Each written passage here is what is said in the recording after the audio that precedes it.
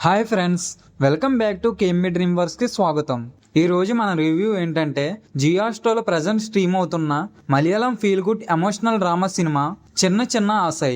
2 గంటల 6 నిమిషాలు ఉన్న ఈ సినిమా తెలుగు డబ్బింగ్లో కూడా అందుబాటులో ఉంది. ఇంకా సినిమా ఎలా ఉందంటే నాకైతే పర్వాలేదు అనిపించింది. సో ఫ్రెండ్స్, మన రివ్యూ నచ్చితే లైక్ చేయండి, షేర్ చేయండి. ఇలాంటి మరిన్ని రివ్యూస్ కోసం కేఎంబి డ్రీమ్ వర్క్స్ ఛానల్ని సబ్స్క్రైబ్ చేసుకోండి. ఇంకా కథ విషయానికి వస్తే ఇది వారణాసి నేపథ్యంలో ఒక రోజంతా సాగే కథ. సినిమా అంతా ఇద్దరు వ్యక్తుల మాటలు, వారి ఆలోచనల చుట్టే తిరుగుతుంది. లీలా అనే ఆవిడ ఒక తమిళ్ టూరిస్ట్ గ్రూప్తో కలిసి కాశీకి వస్తుంది. జీవితం అంతా ఎన్నో ఆశలను, సంతోషాలను కోల్పోయి ఎప్పుడూ సీరియస్గా ఉండే ఒక ఒంటరి మహిళ.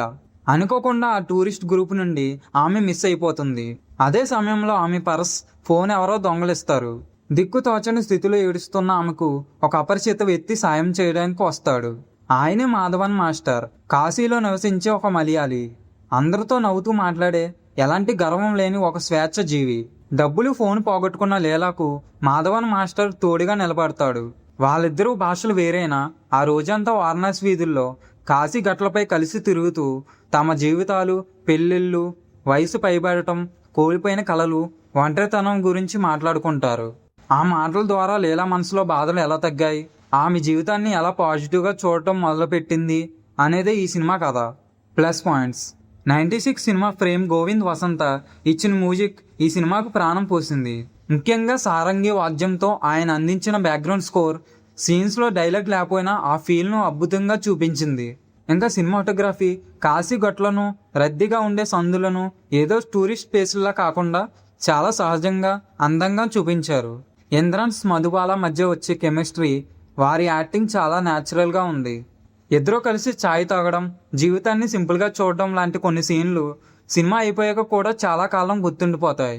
మైనస్ పాయింట్స్: కొన్ని చోట్ల డైలాగులు మరీ ఎక్కువైపోయి క్లాస్ పీకినట్టు అనిపిస్తుంది.